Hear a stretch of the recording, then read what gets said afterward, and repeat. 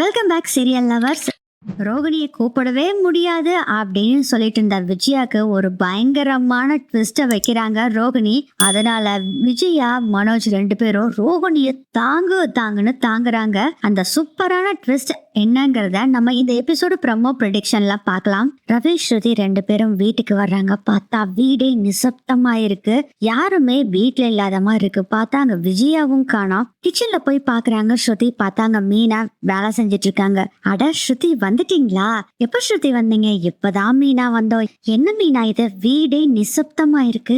என்னாச்சு? நீங்க சொன்னதை கேட்டு நானே பயந்து போயிட்டேன். என்ன இவ்வளவு ப்ராப்ளம் நடந்திருக்கு அப்படின்னு ஸ்ருதி கேக்குறாங்க. கரெக்டா அங்க ரவியும் வந்துறாரு. அனி என்ன நீ இது இவ்வளவு ப்ராப்ளம் நடந்திருக்கு, அம்மா வேற கோச்சிட்டு போயிருக்காங்கன்னு சொல்றீங்க அப்படின்னு சொல்லவும், அதெல்லாம் வந்துட்டாங்க ரவி. எப்படி அம்மா கோச்சிட்டு போனவங்க வந்தாங்க நீ அப்படின்னு ரவி கேக்குறாரு. அவங்க எப்படி வந்தாங்க அப்படிங்கிற விஷயத்த மீனா சொல்றாங்க. ஓ சரி சரி அப்படின்னு ரவி சொல்லும் போது சூப்பர் அப்படின்னு சொல்லிட்டு இருக்காங்க ஸ்ருதி. மீனா சொல்றாங்க. ரவி கேக்குறாரு, என்ன நீ அம்மா வந்துட்டாங்களா? நீங்க அன்னைக்கு சொன்னப்போ அம்மா வரல அப்படின்னு சொன்னீங்க, என்ன நினைச்சாங்கன்னு தெரியல ரவி, ஆனா அம்மா வந்துட்டாங்க அப்படின்னு சொல்றாங்க. இப்ப எப்படி இருக்காங்க? அம்மா என்ன கோவத்தில் தான் இருக்காங்களா அப்படின்னு கேக்குறாரு ரவி. இன்னும் கோவத்தில் தான் இருக்காரு. மனோஜும் சொன்னதவே கேட்க மாட்டேங்கிறாருங்க. உங்க அண்ணனும் சொல்லி பாத்துட்டாங்க, மாமாவும் சொல்லி பாத்துட்டாங்க, கேக்குற மாதிரியே இல்லைங்க. பொடிவாதமா இருக்காரு. அத்தையும் அதே மாதிரிதான் பொடிவாதமா இருக்காங்க. ரோகிணியை கூட்டிட்டு வரக்கூடாது அப்படிங்கிற மாதிரியே இவங்க யோசனை பண்ணிட்டு இருக்காங்க அப்படின்னு சொல்றாங்க. கொஞ்ச நேரத்துல விஜயா வர்றாங்க. அட ரவி வந்துட்டியா அப்படின்னு கேட்டுட்டு விஜயா வர்றாங்க. என்னம்மா இது, அண்ணி எப்படி பண்ணுவாங்கன்னு நினைச்சும் கூட பாக்கலையா அப்படின்னு ரவி சொல்றாரு. நானும் தாண்டா நினைச்சும் கூட பாக்கலடா. மலேசியா மருமகன்னு தலையில தூக்கி வச்சு ஆடிட்டு இருந்தேன். அந்த முத்து பையன் சொன்னா தலையில தூக்கி வச்சு ஆடுனாலதான் காலாலேயே மிதிச்சுட்டான்னு. அதே மாதிரி பண்ணிட்டு போயிட்டாடா. நம்பிக்கை துரோகம் பண்ணிட்டா. அவளை என்னால மன்னிக்கவே முடியாது அப்படின்னு சொல்றாங்க. அதை கேட்டுட்டு இருந்த ஸ்ருதி சொல்றாங்க, என்ன ஆண்டி இப்படி பேசிக்கிட்டு இருக்கீங்க? நீங்க சொல்றதெல்லாம் ஒத்துக்கவே முடியாது. அவங்க இந்த வீட்டுக்கு வாழ வந்த மருமக. அவங்கள அடிச்சு துரத்துறதுக்கு உங்களுக்கு எந்த வித ரைட்ஸும் இல்ல அப்படின்னு சொன்னோடனே, டே ரவி, தயவு செய்து உன்னோட ஒய்ஃபை கூட்டிட்டு உள்ள போயிரு. ஏற்கனவே நான் இங்க பயங்கர கடுப்புல இருக்கேன். மறுபடியும் என்னை கடுப்பேத்துற மாதிரி உன் ஒய்ஃபை பேச சொல்லாத, கூட்டிட்டு போயிரு அப்படின்னு சொல்றாங்க. ஸ்ருதி கொஞ்சம் பேசாம இரு ஸ்ருதி அப்படின்னு சொல்றாரு ரவி. இல்ல ரவி, நான் சொல்றதுல என்ன இருக்கு? நான் கரெக்டா தான் சொல்லிட்டு இருக்கேன். லா அப்படிதான் சொல்லுது. எதுனாலும் சரி பேசிதான் தீர்க்கணும். இப்படி அடிக்கிறது, துரத்தி விடுறது இதெல்லாம் எதுவுமே ஆகாது. ஆண்டி, உங்க மேல மட்டும் ரோகிணி கேஸ் போட்டாங்கன்னா நீங்க தான் ஜெயில போய் உட்காருவீங்க அப்படின்னு சொல்லிக்கிட்டு இருக்காங்க.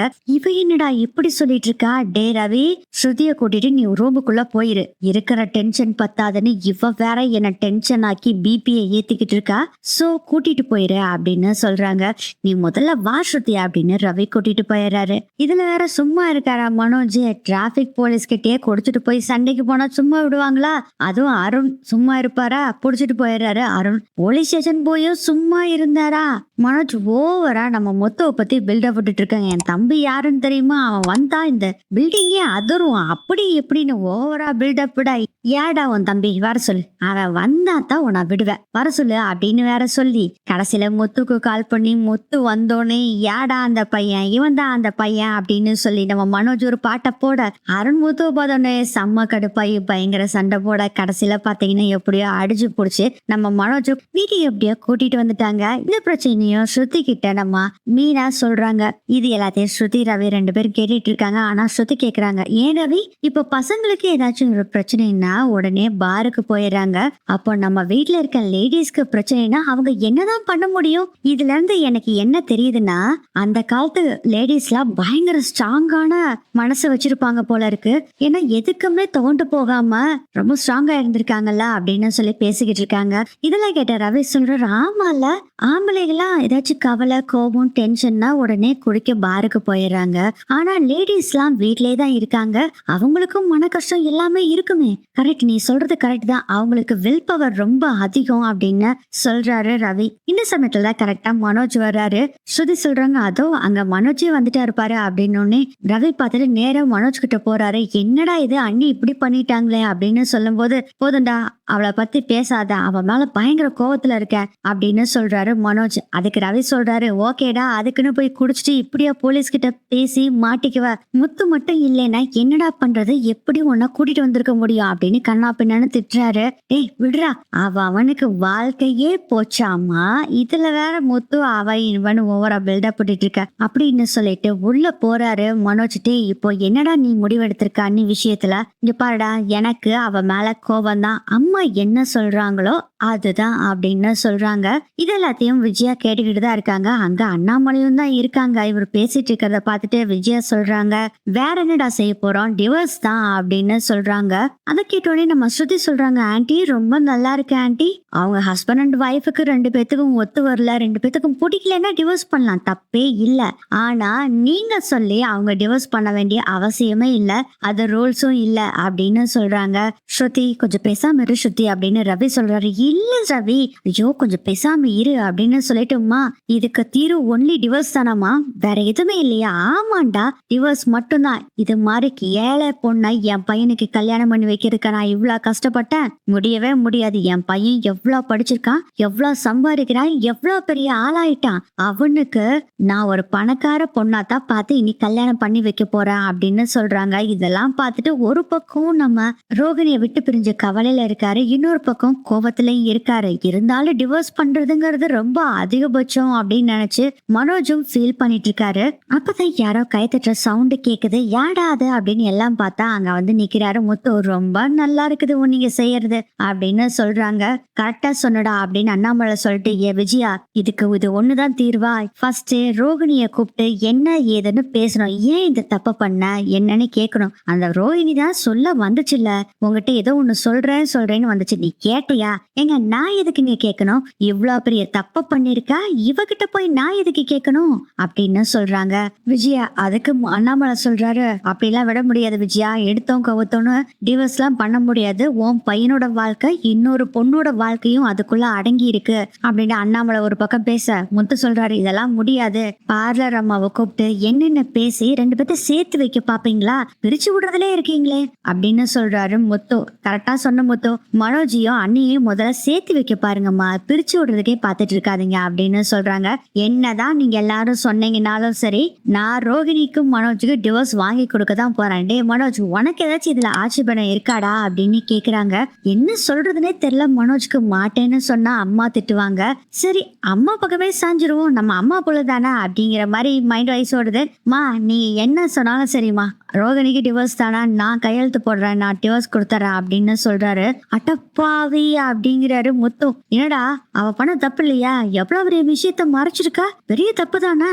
டே போகட்டும்டா ஓடுகாலி, நீ என்ன பண்ணுன, நீயும் இதே தப்பு தானே பண்ண, பணத்தை தூக்கிட்டு ஓடுன, அம்மா உன்னை மன்னிச்சு ஏத்துக்கிட்டாங்க, இந்த 30 லட்சம் ரூபாய் பணத்தை ஜீவா கிட்ட இருந்து வாங்கி நீ முன்னுக்கு வரணும் தாண்டா, உனக்கு தாண்டா அதெல்லாம் பண்ணுச்சு, அந்த நன்றியும் கூட கொஞ்சம் கூட இல்லையேடா அப்படின்னு சொல்றாரு முத்து. அது எல்லாமே ரோகிணியோட பணம் இல்ல, ஆனா அவளுக்கு கிரெடிட் வர்ற மாதிரி என் அப்பா கொடுத்தாரு, மாமா கொடுத்தாருன்னு பொய் சொல்லி வீட்டுல நல்ல பேர் வாங்கிட்டா. அவ செஞ்சது என்ன சொன்னேன்னாலும் சரி தப்புதான். அம்மா நீங்க என்ன சொல்றீங்களோ நான் அதை செய்யறேம்மா, நான் உங்க பக்கம் தான் எப்பயுமே அப்படின்னு சொல்லிட்டு வேகமா உள்ள போயிடுறாரு மனோஜ். உள்ள போன மனோஜ் பாத்தீங்கன்னா அப்படியே கண் கலங்கி கண்ணை தொடச்சிட்டு இருக்கிறாரு. ஹால்ல இருக்க விஜயா என்ன பண்றாங்கன்னா, அவங்க பேக்ல இருந்து ஏதோ ஒரு டாக்குமெண்ட் மாதிரி ஏதோ ஒன்ன எடுக்கிறாங்க.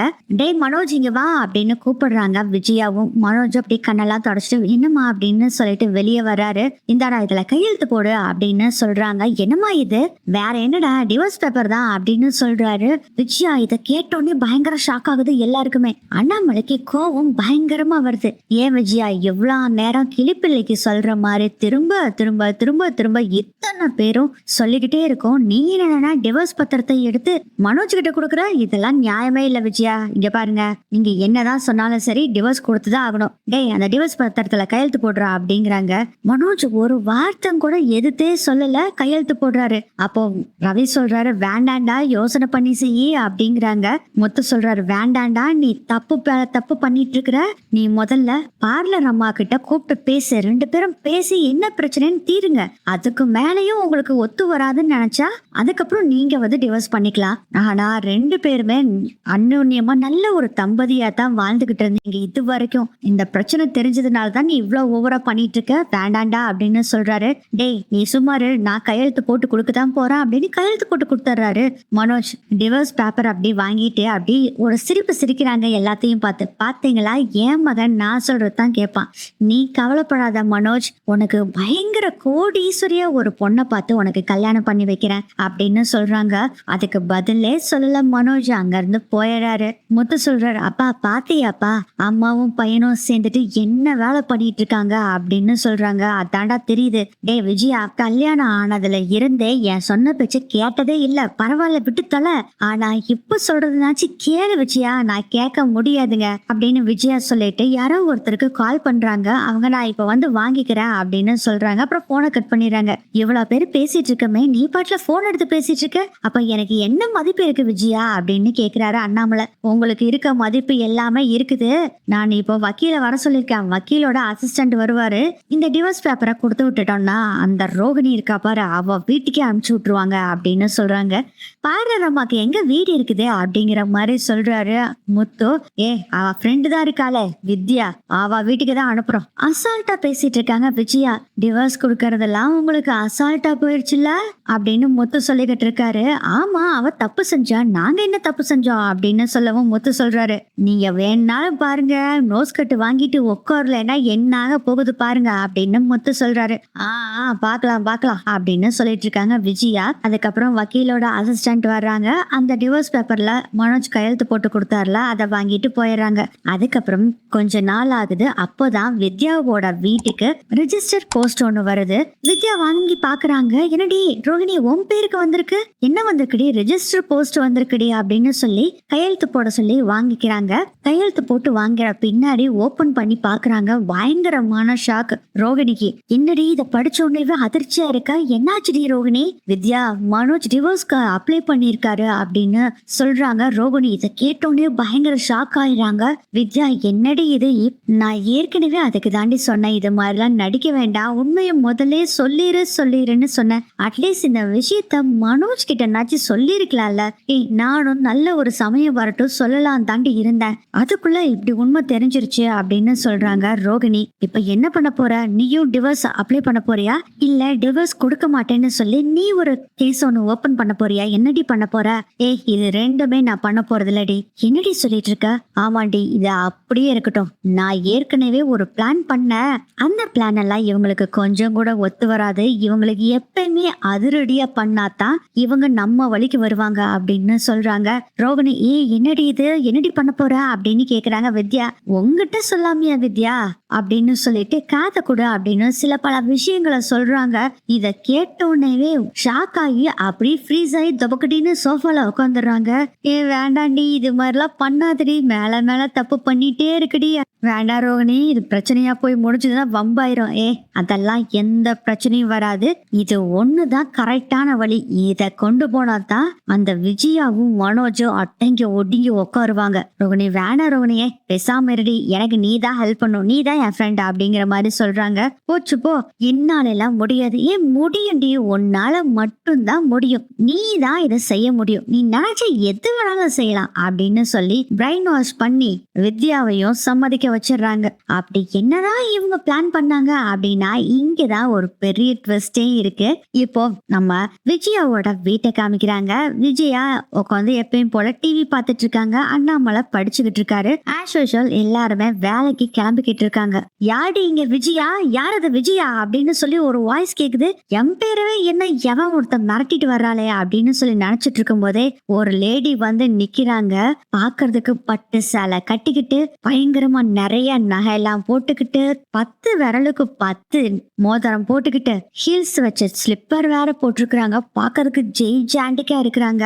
நம்ம விஜயாவோ ஒரே அடியில கீழே விழுகிற அளவுக்கு பயங்கர ஸ்ட்ராங்கான ஆளு வந்து நிக்கிறாங்க. இங்க யாரு விஜயாங்கிறது அப்படின்னு சொல்றாங்க. அண்ணாமலை யாடா இது அப்படின்னு பாக்குறாங்க. இவங்க சத்தம் போட்டதை பார்த்துட்டு வீட்டுல இருக்க எல்லாருமே வந்து அப்படி நிக்கிறாங்க. வீட்டுல இருக்க எல்லாருமே இருக்காங்க. விஜயா அப்படி வர்றாங்க. நான் தான் விஜயா, நீங்க யாரு? ஆமா, என்னமோ தெரிஞ்ச மாதிரி என அதிகார பயங்கரமா கூப்பிட்டு இருக்கீங்க. ஓ நீதானா விஜயா அப்படின்னு சொல்லி பலார்னு விஜயாக்கு ஒரு கணத்துல அடி விழுகுது. எல்லாருமே பயங்கர ஷாக் ஆயிடுறாங்க. முத்துக்கு பயங்கர கோவம் வருது. என்ன தைரியம் இருந்தா என் அம்மாவை அடிப்பீங்க அப்படின்னு சொல்லிட்டு முத்து கைய ஓங்கிட்டு வர்றாரு. முத்துவோட கைய புடிச்சு அப்படியே புடிச்சு தள்ளி விடுறாங்க. பயங்கர ஸ்ட்ராங் லேடியா இருப்பாங்க போல இருக்கே அப்படின்னு எல்லாம் பாத்துட்டு இருக்காங்க. மனோஜ் ஜெர்க்காயி அப்படியே பின்னாடி நின்னுக்கிறாரு. அவன் என்னமோ உன்னைய போட்டு இப்படி அடிக்கிறாங்க, யாருமா இது? கையில ஒரு பேப்பர் வச்சிருக்காங்க. அதை அப்படியே விஜயோட மூஞ்சில தூக்கி வீசி எறிகிறாங்க. என்னது இது, என்ன இது அப்படின்னு சொல்றாங்க.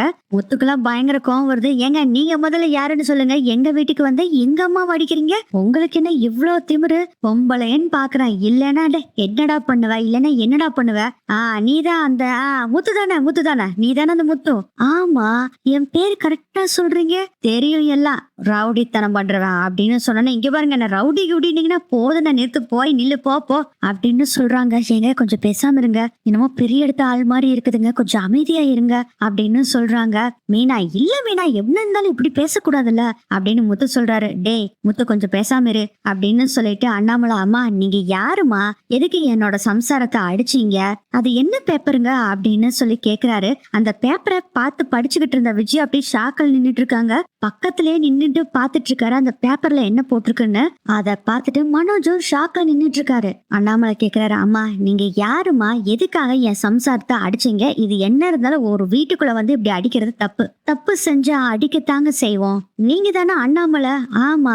என் பேரு எப்படி உங்களுக்கு தெரிஞ்சது? ஐயா, உங்க மேல எனக்கு ரொம்ப நம்பிக்கை இருக்கு, உங்க மேல மரியாதையும் இருக்கு. ஆனா உங்க சம்சாரத்து மேல மரியாதையும் இல்ல, நம்பிக்கையும் இல்ல. காசுக்கு ஆசைப்பட்ட பேய் அப்படின்னு சொல்றாங்க. ரவி சொல்றாரு, ஏங்க நீங்க முதல்ல யாருங்க, அத முதல்ல சொல்லுங்க அப்படிங்கிறாங்க. சொல்றாரு, ஆமாங்க, நீங்க யாருன்னு முதல்ல சொல்லிட்டு அப்புறம் பேசுங்க அப்படின்னு சொல்லும் போதே, என் பேரு காதம்பரி அப்படின்னு சொல்றாங்க. காதம்பரியா? எனக்கு தெரியாதே அப்படின்னு சொல்றாரு. இந்த பேரை நான் முன்னப்பட எங்க சொந்தக்காரங்களை கேட்டதுல, அப்ப உனக்கு ஏதாச்சும் தெரியுமா, அம்மா சொந்தத்துல இது மாதிரி யாராச்சும் இருக்காங்களா? டேய் அதெல்லாம் ஒண்ணு இல்லடா, பேசாமடா, உங்களை முன்னப்பட நான் பார்த்ததே இல்லம்மா, உங்க பேரை மட்டும் சொன்னா எப்படி தெரியும் அப்படின்னு சொல்லும் போதே, நான் மலேசியால இருந்து வந்திருக்க அப்படின்னு சொல்லும் போதே யாரோ ஒருத்தர் ஓடி வர்ற மாதிரி இருக்கு. அப்படியே திரும்பி பாக்குறாங்க. காதம்பரி பார்த்தோன்னே அங்கதான் வர்றாங்க நம்ம ரோகிணி. சித்தி வேண்டாம் சித்தி, நீங்க முதல்ல வாங்க, இங்க போக கூடாதுன்னு சொன்னல, நீங்க எதுக்காக சித்தி இங்க எல்லாம் வந்து அசிங்கப்பட்டு இருக்கீங்க? ரோகிணி கொஞ்சம் பேசாம இரு அப்படின்னு சொல்லிட்டு, என் பேரு காதம்பரி, நான் மலேசியால இருந்து வந்திருக்கேன், ரோகிணியோட சித்தி அப்படின்னு சொல்றாங்க. ரோகிணியோட சித்தியா அப்படின்னு பாத்துட்டு இருக்காரு மனோஜ். அப்போ மலேசியா கதையெல்லாம் உண்மைதானா அப்படின்னு பாத்துட்டு இருக்காங்க விஜயாவும். என்ன சம்பந்தியம்மா, என் மகளை போட்டு அடிச்சிங்களாமே, என்னதான் ஒட்டும் இல்ல உறவும் இல்லைன்னு இந்தியாவுக்கு வந்துட்டானாலும் இங்க ரெண்டு பேத்துக்கு இடையில இருக்க சொந்தம் இல்லைன்னு ஆயிருமா? நல்ல வேலை, நான் சொத்து எல்லாத்தையும் உங்க பேர்ல எழுதி வைக்காம விட்டேன் அப்படின்னு சொன்னோட, சம்மந்தியமா என்ன சம்மந்தியமா சொல்றீங்க அப்படின்னு ஷாக்ல கேக்குறாங்க விஜயா. அப்படியே பாத்தீங்கன்னா பேச்சு, நட, உட, பாவனை எல்லாமே விஜயாக்கு மாறிடுது. சம்மந்தியம்மா என்ன சம்மந்தியம்மா சொல்றீங்க?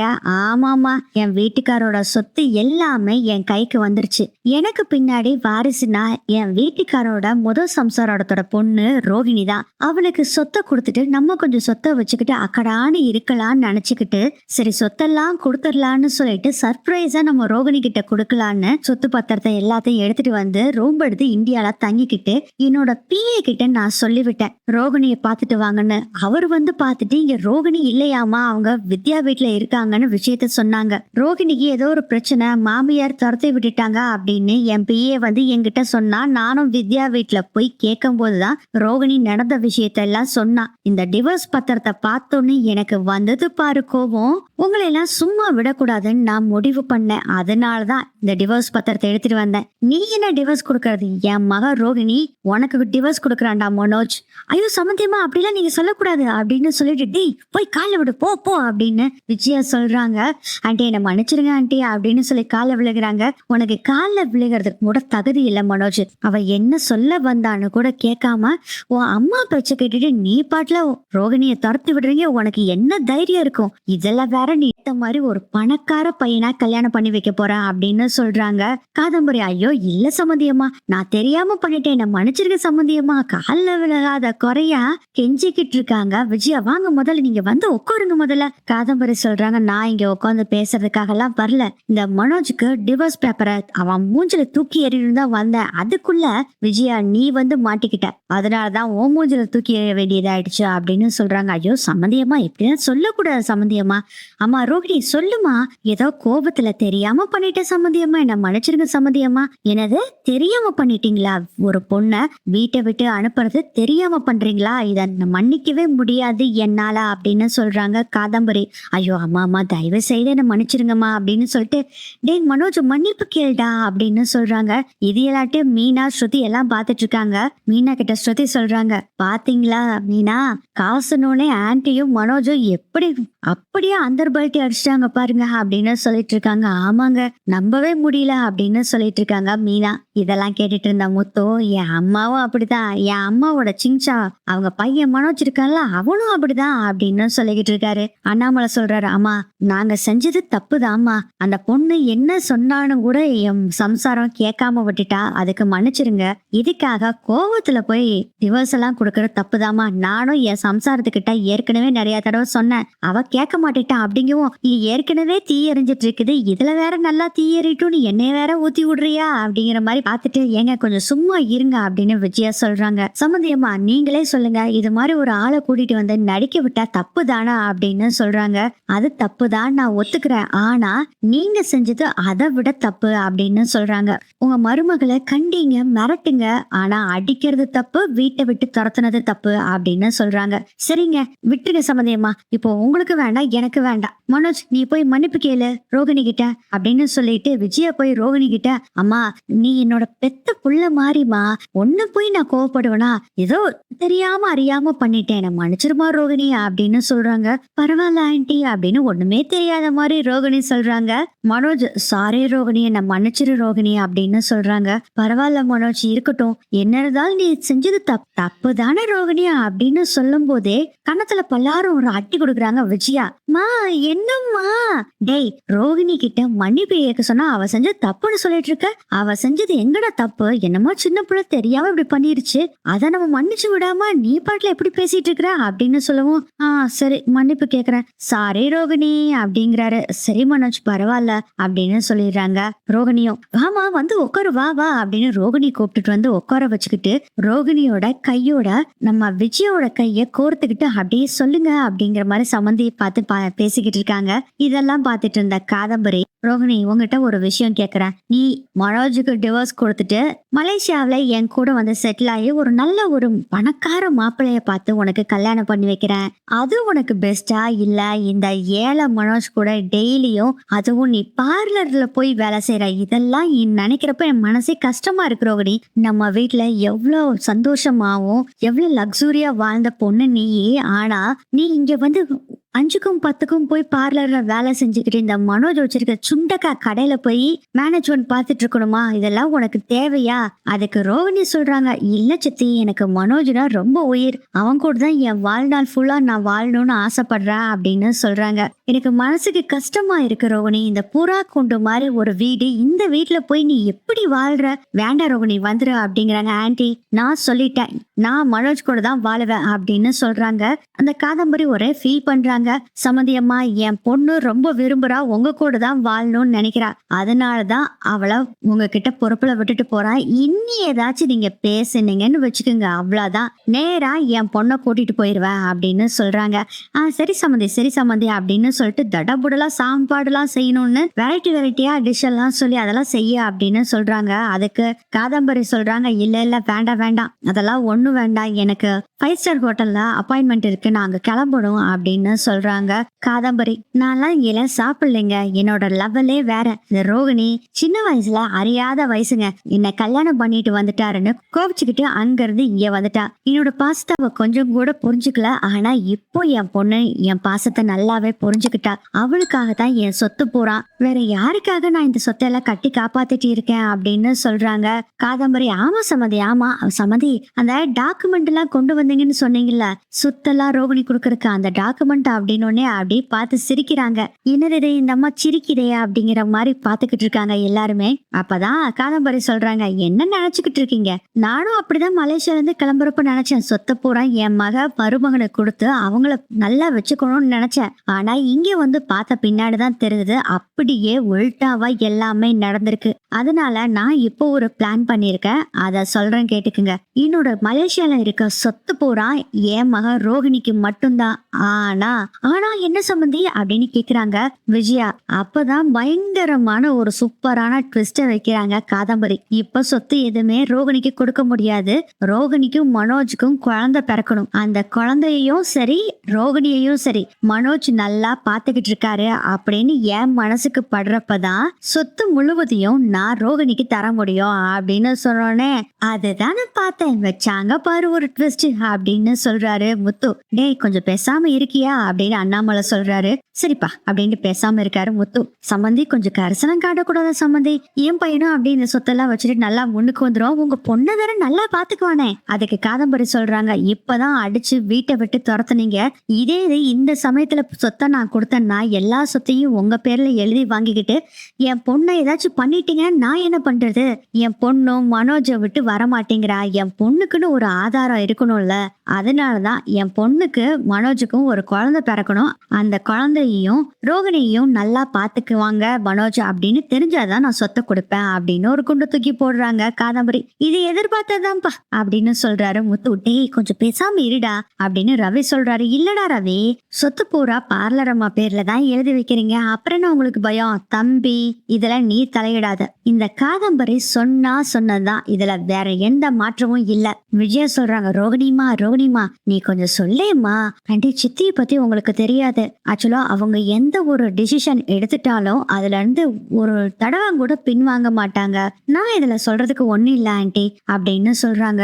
அப்போ விஜயா ஒண்ணு சொல்றாங்க காதம்பரி கிட்ட, சம்பந்தியம்மா நீங்க சொல்ற மாதிரியே செஞ்சுக்கலாம் சம்பந்தியம்மா, இன்னும் ஒரே வருஷத்துல உங்களுக்கு பேரப்புள்ள பிறந்துருச்சுன்னு சொல்லி உங்க காதுக்கு செய்தி வரும். பேரப்புள்ளையையும் ரோகிணியையும் மனோஜ் நல்லா பார்த்துட்டு நல்லா வச்சிட்டு இருக்கான்னு உங்களுக்கு தெரியும் பாருங்க, அதுக்கப்புறம் நீங்க சொத்தை கொடுங்க அப்படின்னு சொல்றாங்க விஜயா. அதுக்கு காதம்பரி சொல்றாங்க, சம்பந்தியம்மா எனக்கு பேரப்புள்ள பிறந்த உடனே எல்லாம் நான் சொத்தெல்லாம் கொடுக்க முடியாது, அந்த குழந்தைய உங்க பையன் எப்படி வளர்த்தறான், என் பொண்ணை எப்படி பாத்துக்கிறான்னு தெரிஞ்ச பின்னாடிதான் நான் சொத்தை கொடுப்பேன் அப்படின்னு சொல்றாங்க. வச்சா பாரு ஒரு ட்விஸ்ட் அப்படின்னு சொல்றாரு முத்து. ஏங்க இவனை கொஞ்சம் பேசாம இருக்க சொல்லுங்க, நான் கட்டுப்பாயிருவேன் அப்படின்னு பேசுறாங்க விஜயா. கொஞ்சம் பேசாம இரேண்டா முத்து அப்படின்னு அண்ணாமலை சொல்றாரு. இதெல்லாம் பார்த்துட்டு காதம்பரி சொல்றாங்க, கொஞ்சம் பேசாம இரேண்டா முத்து, இதுதான் உங்க டைலாக் இல்ல அப்படின்னு சொல்லி அண்ணாமலை பார்த்து சிரிக்கிறாங்க. அது இல்லம்மா, அப்புறம் என்னங்க இத்தனை பிரச்சனை போய்கிட்டு இருக்கு, ஒண்ணுமே பேசாம உங்க மனைவிய பேச விட்டுட்டு நீங்க பாட்டுல இருக்கீங்க, உங்க வீட்டுல என்ன அள்ளி ராஜ்யமா அப்படின்னு பார்த்து சிரிக்கிறாங்க காதம்பரி. முத்து சொல்றாரு, இங்க மட்டும் இல்ல அங்கேயும் அப்படிதான் இருக்கும் போல இருக்கு அப்படின்னு சொல்றாரு. காதம்பரியை பார்த்து, என்னப்பா சொல்ற? அதெல்லாம் ஒண்ணும் இல்லைங்கம்மா, பாக்குறதுக்கு சும்மா அயன் லேடி மாதிரி இருக்கீங்க, அத சொன்ன அப்படிங்கிறாரு முத்து. ஓஹோ அப்படின்னு சொல்லிட்டு, நீங்க யாரு என்ன சொன்னீங்களான்னு சரி, இதுதான் என்னோட முடிவு. சம்பந்தி ஐயா நீங்க என்ன சொல்றீங்க இந்த முடிவை பத்தி? அம்மா நீங்க சொன்னதை அப்படியே நான் ஏத்துக்கிறேம்மா, நல்ல ஒரு முடிவு தான் எடுத்திருக்கீங்க, ரொம்ப சந்தோஷம்மா. சொத்து பத்தெல்லாம் எங்களுக்கு முக்கியம் இல்லம்மா, பையன் பொண்ணு ஒன்னா சேர்ந்து சந்தோஷமா வாழணும், அதுதான் எனக்கு முக்கியம். ரெண்டு பேருமே அவங்களுக்கு அவங்க நேர்மையா இருந்துக்கணும், அதுவும் ரொம்ப முக்கியம். உங்க பொண்ணு அப்பப்போ பொய் சொல்லி நிறைய இது மாதிரி பண்ணிருச்சுமா, அதனாலதான் என் சம்சாரத்துக்கும் கோபம் வந்துருச்சு அப்படிங்கிற விஷயத்த சொல்றாங்க. தெரியும் தெரியும் சம்பந்தி, அந்த 30 லட்ச ரூபா விஷயத்த தானே சொல்றீங்க, இந்த விஷயத்த வித்யா சொன்னா நான் இப்போ கண்டிச்சு வச்சிருக்கேன், இது மாதிரிலாம் பொய் சொல்லக்கூடாது. அதே மாதிரி மாமான ஒருத்தரை கூட்டிட்டு வந்து நடிகை வச்சாலாமே, அதுவும் இது மாதிரி முதல்ல செய்யக்கூடாதுன்னு சொல்லியிருக்க சம்பந்தி. இனிமேல் என் பொண்ணு எதுவுமே பண்ண மாட்டா. அப்புறம் இன்னொரு விஷயம் எல்லாத்துக்கிட்டுமே சொல்லிடுறேன் மாப்பிள்ள, முக்கியமா உங்களுக்கு தான் தொழில முன்னுக்கு கொண்டு வரணும், அதை பண்ணணும் இது பண்ணணும்னு சொல்லிட்டு அம்மா வீட்டுல போய் காசு வாங்கிட்டு வான்னு வச்சுதான் நான் என்னோட சொத்தை கொடுக்கணுமா வேண்டாமான்னு முடிவு பண்ணுவேன். மீறி என் பொண்ணு இங்க சந்தோஷமா இல்லைன்னு தெரிஞ்சதுன்னா நான் ஒன்னும் பண்ண மாட்டேன், என் பொண்ணை கூட்டிட்டு மலேசியாவுக்கு போயிடுவேன். ஐயா சம்மந்தி அப்படிலாம் ஒண்ணு இல்ல சம்மந்தி, உங்க பொண்ணை மகாராணி மாதிரி நானும் மனோஜ் வச்சு தாங்குவோம். டே சொல்லுடா மனோஜ். ஆமா ஆண்டி, நான் உங்க பொண்ணை நான் நல்லா பாத்துக்குவேன், எனக்கு அதுதான் முக்கியம். ரோகிணியோட அப்பா அடிக்கடி சொல்லிக்கிட்டே இருப்பாரு, என் பொண்ணு என்னோட பணத்தை எதுவுமே வாங்க மாட்டேங்கிறா, ஒன்ன கல்யாணம் பண்ணதுல இருந்து என்கிட்டயும் பயங்கர வெறுப்பா ஆயிட்டா, என்கிட்டயும் இப்ப பேசுறது இல்ல. கோடீஸ்வரியா இருக்க வேண்டிய என் பொண்ணு அங்க போய் ரொம்ப கஷ்டப்பட்டுட்டு இருக்கான்னு ரொம்ப கவலைப்பட்டுக்கிட்டே இருந்தாரு. ஆனா அது எல்லாத்தையும் சரி பண்றதுக்கு தான் நான் வந்திருக்கேன். ஆமா சம்பந்தி, நீங்க எல்லாம் சரி பண்ணிடுவீங்க, நீங்க கோடீஸ்வரியாச்சே அப்படின்னு சொல்லி சிரிக்கிறாங்க விஜயா. ரோகிணி, நான் மீட்டிங் இருக்குன்னு சொன்னல, அந்த மீட்டிங்கை முடிச்சுட்டு இன்னைக்கு ஈவினிங்கே ஃபிளைட்ல கிளம்ப போறேன். மாப்பிள்ள, நீங்க என்ன பண்றீங்கன்னா இன்னைக்கு ஈவினிங் ஏர்போர்ட்டுக்கு நேரா வந்துருங்க, ரோகிணியும் கூட்டிட்டு வந்துருங்க. என்ன சென்ட் ஆஃப் பண்றதுக்கு 2 பேரும் வந்துருங்க. உங்ககிட்ட நான் கொஞ்சம் பேச வேண்டியது இருக்கு அப்படின்னு சொல்றாங்க.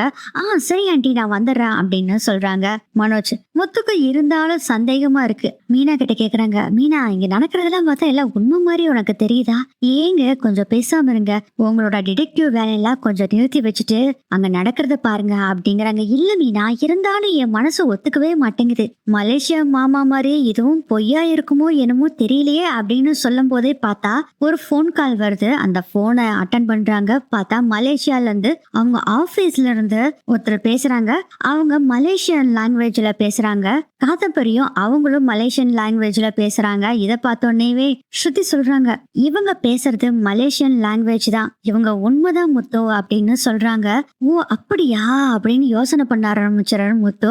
ஏங்க எல்லாம் உண்மைதாங்க, நீங்க கொஞ்சம் பேசாம இருங்க அப்படின்னு சொல்றாங்க. மீனா. முத்து சொல்றாரு, சரி இதுவும் எவ்வளவு தூரம் போகணும் பாக்கலாம், எப்படியும் மனோஜுக்கு குழந்தை பிறந்து அது வளர்ந்தோடனே இவங்க சொத்தை கொடுத்துதானே ஆகணும், அப்ப தெரிஞ்சு போயிரும்ல இது உண்மையா பொய்யான்னு அப்படின்னு குசு குசுன்னு மீனா கிட்ட சொல்லிட்டு இருக்காங்க. ஏங்க கொஞ்சம் அமைதியா இருங்க அப்படின்னு சொல்றாங்க மீனா. அதுக்கப்புறம் அவங்க ஆபீஸ்ல இருந்து பேசின ஸ்டாஃப் கிட்ட பேசி முடிச்சுட்டு, சரி அந்த கான்ஃபரன்ஸை முடிச்சுட்டு உங்களை நான் ஏர்போர்ட்ல மீட் பண்றேன் அப்படின்னு சொல்லிட்டு எல்லாத்துக்கும் நான் வரேன். முக்கியமா சம்மந்தியம்மா, உங்ககிட்ட தான் என் மகளை நீங்க நல்லா பாத்துக்கணும், பாக்கலன்னு வச்சுக்குங்க. ஐயோ சம்மந்தி, நாங்க நல்லா பாத்துக்கோம் சம்மந்தி, என் மருமக தான் எனக்கு உயிரே. ரோகிணி சொல்லுமா, உன்னை எப்படி நான் பாத்துக்கிட்டேன்னு. ஆமா சத்தி, எங்க ஆன்டி என்ன ரொம்ப நல்லா பாத்துக்கிட்டாங்க, அவங்கள மாதிரி இந்த உலகத்துல யாருமே பாத்துக்க முடியாது, அவ்வளவு அன்பா என்ன பாத்துக்கிட்டாங்க. ரோகிணி என்ன பத்தியும் சொல்லு ரோகிணி அப்படின்னு குசுகுசுன்னு மனோஜ் சொல்றாரு. மனோஜும் என்ன நல்லா பாத்துக்கிட்டான் சித்தி, அதுதான் எனக்கு வேணும். மாப்பிள்ள, நான் சொன்னது இருக்குல்ல, கூடிய சீக்கிரம் நான் பாட்டியாக போறேங்கிற செய்தியை எனக்கு காதுக்கு வந்து சேரணும், சரியா மாப்பிள்ள? கண்டிப்பா ஆண்டி அப்படின்னு சொல்றாரு மனோஜ். சரி எல்லாத்துக்கும் வர்றேன் சமந்தி ஐயா, நான் வரேன் அப்படின்னு சொல்லிட்டு எல்லாத்துக்கும் பாய் சொல்லிட்டு அங்க இருந்து கீழே இறங்கி போறாங்க. கூடவே எல்லாருமே அப்படி இறங்கி போறாங்க. அங்க ஒரு ரோல்ஸ் ராய்ஸ் கார் நிக்குது, அதுல ஏறி போறாங்க. காதம்பரி, நீ என்னடா இவ்வளவு பெரிய காரு, எப்படியும் ஒரு 10-20 லட்சம் இருக்குமா அப்படின்னு கேக்குறாங்க விஜயா. மனோஜ் கிட்டம்மா, நீ வேற ஏமா, இந்த கார்லாம் கோடி கணக்குமா, இதெல்லாம் நம்மள மாதிரி ஆளுகளுக்கு எல்லாம் தரமாட்டாங்க, பரம்பரையா பணக்காரங்க, அதுக்கப்புறம் பெரிய லெவல்ல இருக்க செலிபிரிட்டிஸ், இது மாதிரி ஆளுகளுக்கு தாமா தருவாங்க. ஓ அப்படியா, அப்போ உனக்கும் இந்த கார் கிடைக்கும் கூடிய சீக்கிரம். டே, முதல்ல உங்க மாமியார் சொன்னது ஞாபகம் இருக்கா? இருக்குமா, முதல்ல உனக்கும் ரோகிணிக்கும் ஒரு குழந்தை பிறக்கணும், அதுக்கு முதல்ல வழிய பாரு, இல்லேன்னு வச்சுக்கோ சொத்து பூரா அவ்வளவுதான் அப்படின்னு சொல்றாங்க. ஐயோ அம்மா, ஏமா இப்படி சொல்ற அப்படின்னு சொல்றாரு மனோஜ். அப்புறம் என்னடா, முதல்ல அதுக்கு ஏற்பாடு பண்ணுமா, நீ தானமா கோவிச்சுக்கிட்டு நீ அடிச்சு அனுப்புடா, நானா பண்ணேன், என் மேல அந்த தப்பு இல்ல, அதனாலதான் நீ வாங்கி கட்டிக்கிட்ட, இல்லாட்டி இந்நேரம் என் கைக்கு சொத்து வந்திருக்கும் அப்படின்னு சொல்றாரு மனோஜ். ஆமா கரெக்ட் தான்டா, நீ சொல்றது உண்மைதான், இந்த முத்து பையன் மட்டும் சும்மா இல்லாம அந்த மலேசியா மாமான்னு இருக்கிறவனை கூட்டிட்டு வராம விட்டுருந்தா இந்நேரம் சொத்து பூரா நம்ம கைக்கு வந்திருக்கும், நம்மளும் இப்ப கோடீஸ்வரி ஆயிருப்போம். வட போச்சே அப்படின்னு கவலையில் இருக்காங்க. இதெல்லாம் அப்படி ரோகிணி பாத்துட்டு இருக்காங்க. வேணும், உங்களுக்கு நல்லாவே வேணும், நல்லா ஏமாந்தீங்க, எங்க அடிச்சா நீ அடங்குவேன்னு எனக்கும் தெரியும் விஜயா அப்படின்னு மனசுக்குள்ள நினைச்சிட்டு இருக்காங்க ரோகிணி. ரோகிணிமா, நீ என்ன இங்க நின்னுட்டு இருக்க, வா போலாம் வீட்டுக்குள்ள, வெயில் பாரு கொளுத்துது அப்படின்னு சொல்லும் போதே முத்து சொல்றாரு, ஆமா ஆமா, ஒரு கொடைய பிடிச்சு கூலிங் கிளாஸ் வேற கொடுங்க அப்படின்னு சொல்றாரு முத்து. டேய் நீ முதல்ல பேசாம இருடா அப்படின்னு சொல்லி ரோகிணிய கைய பிடிச்சு மனோஜும் விஜயாவும் கூட்டிட்டு போறாங்க. அப்படி போயிட்டு இருக்கும் போது ரோகிணிக்கு மைண்ட் வாய்ஸ் ஓடுது, அப்பாடா எப்படியும் இன்னும் ஒரு 4-5 வருஷத்துக்கு எந்த ஒரு பிரச்சனையுமே இல்ல, குழந்தை பிறந்து வளரட்டும், அதுக்கப்புறம் பாத்துக்கலாம் அப்படின்னு நினைச்சுக்கிட்டு இருக்காங்க. வீட்டுக்கு போனோடனே பாத்தீங்கன்னா மாத்தி மாத்தி மனோஜும் விஜயாவும் ரோகிணி கிட்ட மன்னிப்பு கேட்டுக்கிட்டே இருக்காங்க. ஆண்டி போதும் ஆண்டி, நீங்க எதுக்கு சாரி கேட்டுட்டே இருக்கீங்க அப்படின்னு சொல்றாங்க. இல்லம்மா, என்னதான் சொன்னேனாலும் நான் செஞ்சது தப்பு தானம்மா அப்படின்னு சொல்றாங்க விஜயா. இருக்கட்டும் ஆண்டி, ஏன் அம்மா அடிச்சா சண்டை போடுவோனா, அது மாதிரிதான் ஆண்டி நீங்களும், பரவாயில்ல விடுங்க அப்படிங்கிற மாதிரி இவங்களும் ஒரு பிட்ட போட, இதுக்குள்ளேயே பார்த்தா நைட் ஆகுது. டின்னருக்கு எல்லாம் ரெடி பண்ணிட்டு மீனா சாப்பிட கூப்பிடுறாங்க.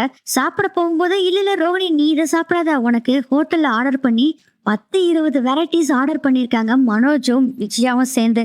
அதைத்தான் சாப்பிடணும் அப்படின்னு சொல்றாங்க. இல்லண்டி நான் இங்க செஞ்சதவே சாப்பிட்டுக்கிறேன். ஐயோ இல்ல இல்ல, உன் சித்திக்கு நான் வாக்கு கொடுத்துருக்கேன் உன்னை நல்லா பாத்துக்குவேன்னு, அதனால இந்த ஆர்டர் இன்னைக்கு அப்படின்னு சொல்றாங்க. அதுக்கப்புறம் ஃபுட் எல்லாம் வந்த பின்னாடி அது எல்லாத்தையும் எடுத்து வச்சு டைனிங் டேபிள்ல ரோகிணிய உட்கார வச்சு விஜயாவே பரிமாறுறாங்க. இதெல்லாம் பார்த்துட்டு அப்பா என்னால முடியலப்பா, தாங்க முடியலப்பா அப்படின்னு முத்து சொல்றாரு. விடுடா விடுடா, அப்படித்தானே பண்ணுவாங்க, விடு. மலேசியால சொத்து இருக்கா இல்லைன்னு தெரியாதப்பயே உங்க அம்மா தலகால் புரியாம ஆடினவ, சொத்து கைக்கு வரப்போகுதுன்னு தெரிஞ்ச சும்மா இருப்பாளா உங்க அம்மா அப்படின்னு சொல்லிட்டு இருக்காரு அண்ணாமலை. அதுக்கப்புறம் சாப்பிட்டு முடிச்சுட்டு ரூமுக்குள்ள போறாங்க. ரோகிணி கிட்ட ரொம்ப சாரி கேக்குறாரு மனோஜ். பரவாயில்ல மனோஜ், விடு மனோஜ், இனினாச்சு நான் சொல்றத ஃபர்ஸ்ட் கேளு அப்படின்னு சொல்றாங்க. இனிமேல் நீ சொல்றத மட்டும் தான் ரோகிணி கேட்பேன், அப்ப உங்க அம்மா சொல்றது ஃபர்ஸ்ட் நீ சொல்றது கேட்பேன், அதுக்கப்புறம் தான் அம்மா சொல்றது, ஓகேவா அப்படின்னு சொல்றாரு. மைண்ட் வாய்ஸ் ஓடுது. இதெல்லாம் கேட்ட ரோகிணிக்கு மைண்ட் வாய்ஸ் ஓடுது. டேய் பணம்னு நீயும் உன் அம்மாவும் எப்படி ஆடுறீங்க பாருடா, தாங்க முடியல அப்படின்னு நினைச்சிட்டு சரி படுக்கலாம், எனக்கு டயர்டா இருக்கு மனோஜ் அப்படின்னு சொல்லி படுத்துறாங்க. காலையில ஆனோடனே பாத்தீங்கன்னா காலையில ஆயிருது. விஜயா நேரா மீனா கிட்ட வர்றாங்க. ஒரு பெரிய லிஸ்டவே கொடுக்குறாங்க. அதை கொடுத்து இதை பூரா ரோகிணிக்கு நீதான் செஞ்சு கொடுக்கணும் அப்படின்னு சொல்றாங்க. அத்தா அதெல்லாம் அவங்க செஞ்சுக்கிட்டோம், நான் செய்ய வேண்டிய அவசியம் இல்லை அப்படின்னு சொல்றாங்க. கரெக்டா மனோஜ் வெளியே வர்றாரு. என்னம்மா சண்டை அப்படிங்கும் போது விஷயத்த சொல்றாங்க. மா அதெல்லாம் ஒண்ணு வேண்டாமா, மீனா ஒன்னும் செய்ய சொல்ல வேண்டாம், நம்ம ஒரு குக்கை அப்பாயின்மெண்ட் பண்ணிக்கலாம், ரோகிணிக்கு என்னென்ன வேணுமோ அதெல்லாம் நம்ம குக்கை செய்ய சொல்லிடலாமா அப்படின்னு சொல்றாங்க. டேய் உன் சூப்பர் ஐடியாடா அப்படின்னு சொல்லிட்டு முதல்ல குக்கு அப்பாயின்மெண்ட் பண்ணு அப்படின்னு சொல்றாங்க. அப்பதான் முத்து சவாரி முடிச்சுட்டு வீட்டுக்குள்ள வர்றாரு. இங்க நடந்த விஷயத்தெல்லாம் கேட்டுக்கிட்டே தான் ஸ்டெப்ஸ் ஏறி வந்துட்டு இருந்திருக்காரு. உள்ள வந்தோடனே சொல்றாரு, அர்ப்பனுக்கு வாழ்வு வந்தா அர்த்த ராத்திரியில கொடை பிடிப்பாங்களாமா, அது மாதிரி இருக்கு, பேஷ்டா அப்படின்னு சொல்றாரு. அண்ணாமலையும் அப்பதான் வாக்கிங் போயிட்டு வர்றாங்க. இங்க என்ன மறுபடியும் சண்டை அப்படின்னு சொல்லும் போது, சண்டை எல்லாம் ஒண்ணு இல்லப்பா, ரோகிணிக்காக நாங்க ஒரு குக்க அப்பாயின்மெண்ட் பண்ண போறோம் அப்படின்னு மனோஜ் சொல்றாரு. ரொம்ப தலகால் புரியாம ஆடாதீங்கடா, ஏங்க சும்மா இருங்க, நம்ம ரோகிணிக்காக இதெல்லாம் செய்யக்கூடாதா அப்படின்னு சொல்லிட்டு இருக்காங்க. இதெல்லாம் ரூம்ல உட்காந்துட்டு கேட்டுட்டு இருந்த ரோகிணிக்கு அவ்வளவு சந்தோஷம். இதத்தான் நான் எதிர்பார்த்தேன் அவங்க கிட்ட அப்படிங்கிற மாதிரி நினைச்சிட்டு இருக்காங்க. அப்புறம் கிளம்பிட்டு வெளியே வர்றாங்க. ஆண்டி நான் கிளம்பட்டுமா அப்படின்னு சொல்றாங்க. என்னம்மா நீ பாட்டுல கிளம்புறீங்கிற, எங்க பார்லருக்கு தான் ஆண்டி. ஐயோ நீ பார்லருக்குலாம் போக கூடாது, உங்க சித்தி பேசுறத பார்த்தே இல்ல, போனேன்னு வச்சுக்கோ அவ்வளவுதான், உங்க சித்தி எங்கிட்ட சாமி ஆட ஆரம்பிச்சிருவாங்க, நீ போக கூடாது. ஐயோ ஆண்டி இது என்னோட பேஷன், எனக்கு இது ரொம்ப பிடிக்கும், சோ நான் சித்தி கிட்ட பேசுகிறேன், அவங்க ஒன்னும் சொல்ல மாட்டாங்க அப்படின்னு சொல்றாங்க. உன் சித்திக்கு இப்பயே போன் போட்டு பேசு அப்படின்னு பாத்தீங்கன்னா சித்திக்கு கால் பண்ணி இந்த விஷயத்தெல்லாம் சொல்றாங்க. இருங்க சித்தி நான் ஸ்பீக்கர் போடுறேன், ஆன்டி கிட்ட பேசுங்க அப்படின்னு சொல்லி ஸ்பீக்கர் போட்டு கொடுக்குறாங்க.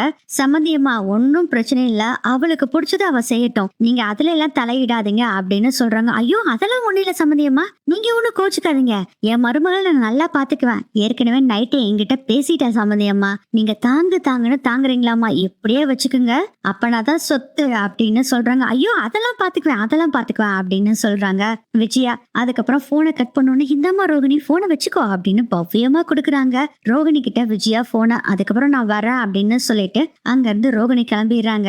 முத்து சொல்றாரு, அப்பா இந்த பார்லர் அம்மாவை தாங்க முடியலப்பா, ஓவரா பண்றாங்க, நீ என்னன்னு கேளு. டேய் நம்மளாம் சொன்னா கேட்க மாட்டாங்கடா, சொத்துடா, அப்படிதான் பண்ணுவாங்க, கண்ணும் காணாம போயிடலாம் விடு அப்படின்னு அண்ணாமலை சொல்றாரு. நேரா விஜயா பார்வதி வீட்டுக்கு போறாங்க. நடந்த விஷயத்த கூடயே கொஞ்ச நேரம் தான் பேசினாங்க. அவங்க மலேசியா லாங்குவேஜ்ல என்னமா பேசுனாங்க தெரியுமா அப்படின்னு அருமை பெருமையா பேசிட்டு இருக்காங்க விஜயா. ரோகிணி நேரா வித்யாவோட வீட்டுக்கு போறாங்க. என்னடி எல்லாமே பிரச்சனை முடிஞ்சிருச்சு போல இருக்கு, ரொம்ப சந்தோஷமா இருக்கு. ஆமாண்டி நான் சொன்ன மாதிரி சாதிச்சு காமிச்சிட்டேன் பாத்தியா, அவங்களோட குடிமி இப்ப என் கையில, அவங்க ஒரு பப்பட், இப்ப நான் என்ன சொல்றனோ அதைத்தான் அந்த பப்பட் ரெண்டும் பண்ணும். யாருடி? அந்த 2 பப்பட் யாரு? ஒண்ணு மனோஜ், இன்னொன்னு அந்த விஜயா அப்படின்னு சொல்றாங்க ரோகிணி. ஒரு 5-6 வருஷத்துக்கு கவலையே இல்லடி, இந்த சொத்து பணம் அப்படிங்கிற விஷயத்தவே கேட்க மாட்டாங்க. அதே மாதிரி உங்க அப்பா வீட்டுல பணத்தை வாங்கிட்டு வா அப்படி இப்படின்னு கேட்கவும் மாட்டாங்க. நான் இனி மனோஜ் கூட சந்தோஷமா வாழ போறேன். ஃபர்ஸ்ட் நான் குழந்தை பெத்துக்கிறதுக்கான வழிய பார்க்கணும், மனோஜை என் கைவசம் கொண்டு வரணும். எப்பயுமே மனோஜ் என்னோட பப்பட்டா தான் இருக்கணுமே தவிர இந்த விஜயாவோட பப்பட்டா எப்பயுமே இருக்கக்கூடாது மனோஜா. அது மாதிரிதான் நான் மனோஜை மாத்த போறேன். இனிமேல் தான் இந்த ரோகிணிய பத்தி எல்லாருமே தெரிஞ்சுக்க போறாங்க அப்படின்னு ரோகிணி சொல்றாங்க. நீ சொல்றத பார்த்தா சரளாக்கா அருமையா நடிச்சிருச்சு போல இருக்கு அப்படின்னு சொல்றாங்க வித்யா. ஹே, காதம்பரின்னு கேரக்டர்ல சும்மா கலக்கிருச்சு சரளாக்கா. நம்ம அந்த சரளாக்காக்கு முதல்ல கால் பண்ணி நம்ம பேசலாம் அப்படின்னு சொல்லிட்டு வீடியோ கால் பண்றாங்க. சரளாக்கா போன் எடுக்கிறாங்க. என்னம்மா, உங்க வீட்டுல எல்லாரும் நல்லா இருக்காங்களா? எப்படி நல்லா பாத்துக்கிறாங்களா? அக்கா, நீங்க மட்டும் இதுக்கு ஓகே சொல்லேன்னா என்னோட பொழப்பே போயிருக்கும்க்கா, என் வாழ்க்கையே போயிருக்கும். ரொம்ப தேங்க்ஸ் சரளாக்கா அப்படின்னு ரோகிணி சொல்றாங்க. அதுக்கு சரளாக்கா சொல்றாங்க, ரோகிணி என்னம்மா இப்படி சொல்லிட்டு இருக்கிற? நீ என் பொண்ணோட ஃப்ரெண்டாயிட்ட. நான் உனக்காக நடிச்சு கொடுக்கலன்னா வேற யாருக்குமா நடிச்சு கொடுக்க போறேன்? ஒன்னும் இல்ல, நீ ஒன்னும் கவலைப்படாத. என்ன பிரச்சனைனால எனக்கு கூப்பிடு. இல்ல சரளாக்கா, நீங்க மட்டும் எனக்கு நடிச்சு கொடுக்க மாட்டேன்னு சொல்லியிருந்தா அதான் சொல்லிட்டேமா, போதுமா விடு. எதனாலும் சரி என்ன கூப்பிடு, சரியா? அப்புறம் உங்க மாமியார் ஏதாச்சும் பிரச்சனை பண்ணாலும் சொல்லு, நான் நேரா அவங்க கிட்ட வந்து மறுபடியும் பேசுறேன். எப்பனாலும் சொல்லு, நான் ரெடியா. குண்டூர் டு சென்னைக்கு 1.5 மணி நேரம் தான். நான் பிளைட்டை புடிச்சு வந்து உனக்காக பண்ணுவேம்மா. என் பொண்ணுக்காக என்ன நீ செஞ்சிருக்க, அதை நான் மறக்கவே மாட்டாமா. அதுக்காகவே உனக்கு நான் ஹெல்ப் பண்ணுவேன் அப்படின்னு சொல்லிட்டு போனை கட் பண்ணிடுறாங்க. அப்பாடா, இப்பதான் பிரச்சனை எல்லாம் முடிஞ்சுது அப்படின்னு சொல்றாங்க ரோகிணி. அப்படியே ஒரு பிளாஷ்பேக் போகுது. ரோகிணி வித்யா 2 பேரும் ரொம்ப குழப்பத்துல இருக்காங்க. என்ன பண்ணலாம்னு யோசனை பண்ணிட்டு இருக்கும் போதுதான் குண்டூர்ல இருக்கக்கூடிய ரோகனோட ஃப்ரெண்டு ஒருத்தவங்க இருப்பாங்க. அவங்கள பத்தி உங்களுக்கு ஞாபகம் வருது. அவங்க பேரு ராகினி. ராகினி எனக்காக என்ன வேணா ஹெல்ப் பண்ணுவா, ஏன்னா நான் அவளுக்கு அவ்வளோ ஹெல்ப் பண்ணியிருக்கேன். ராகினி கிட்ட கூப்பிட்டு ஹெல்ப் கேட்கலாம் அப்படின்னு சொல்லி யோசனை பண்றாங்க 2 பேரும். அதுக்கப்புறம் ரோகிணி ராகினிக்கு கூப்பிட்டு இந்த விஷயத்த சொல்றாங்க. அப்பதான் ராகினி ஒரு ஐடியா சொல்றாங்க. ஏன் அம்மாவே கூட்டிட்டு வந்து நடிக்க வைக்கிறேன். ஏன் அம்மா பத்தி உனக்கு தெரியும்ல, எவ்வளவு கெத்து பாட்டின்னு தெரியும்ல. பணக்காரிக்கு பணக்காரி, நல்லவங்களுக்கு நல்லவங்க, கெட்டவங்களுக்கு கெட்டவங்க. என் அம்மாவை பார்த்தாவ எல்லாருமே நடுங்குவாங்க. எங்க அம்மா பத்தி உனக்கு தெரியும்ல, ஊர்ல எவ்வளவு பெரிய ஆளுன்னு தெரியும்ல. வில்லனுங்களுக்கு எல்லாமே என் அம்மா தான் சிம்ம சொப்பனம். அவங்கள கூட்டிட்டு போ, அவங்களே உனக்கு ஹெல்ப் பண்ணுவாங்க அப்படின்னு சொல்லிட்டு அவங்க அம்மா போன் நம்பரை கொடுக்குறாங்க ராகினி. அதுக்கப்புறம் வீடியோ கால்ல ரோகிணியும் சரளா 2 பேரும் பேசிக்கிறாங்க. இந்த விஷயத்த பூரா ரோகிணி சொல்றாங்க. எந்த விஷயம்னா, ஃபர்ஸ்ட் இவங்க என்ன போய் சொல்ல ஆரம்பிச்சாங்களோ, மலேசியா விஷயத்துல இருந்து கடைசியா அடிச்சு துரத்தி விட்டாங்கல்ல, அந்த விஷயம் வரைக்கும் எல்லாத்தையுமே ஒண்ணு விடாம சொல்லிடுறாங்க ரோகிணி. இதெல்லாம் கேட்டுட்டு சரளா முதல்ல யோசனை பண்றாங்க. நீ பண்ணத அந்த பையன் கூட வாழணும் ஆசைப்பட்டுதான் பண்ணுன, ஓகே அது இருக்கட்டும். ஆனா உன் மாமியார் காசுக்கு ஆசைப்பட்டவ, நான் பாத்துக்கிற விடு. உங்க மாமியார நான் சும்மால விட மாட்டேன். நீ என் பொண்ணுக்காக எவ்வளவு பண்ணிருக்க, உனக்கு இந்த ஹெல்ப்பும் கூட நான் பண்ண மாட்டேனா? கவலையே படாத கல்யாணி, நான் எல்லாத்தையும் பாத்துக்கிறேன் அப்படின்னு சொல்றாங்க. ஐயோ ஆண்டி, நான் கல்யாணிங்கிற பேரை மாத்தி ரோகிணின்னு வச்சுட்டேன் அப்படின்னு சொல்றாங்க. ஓ அப்படியாமா, சரி சரி விடு, இனி நான் உன்னை ரோகிணினே கூப்பிடுறேன். உன் மாமியார் என்னை கண்டு நடுங்கி உன்னை வச்சு தாங்குற அளவுக்கு நான் பண்ணிட்டு வரேன், சரியா அப்படின்னு சொல்றாங்க சரளா. சரின்னு சொல்லிட்டு போனை கட் பண்ணிடுறாங்க. அதுக்கப்புறம் தான் சரளா வர்றாங்க.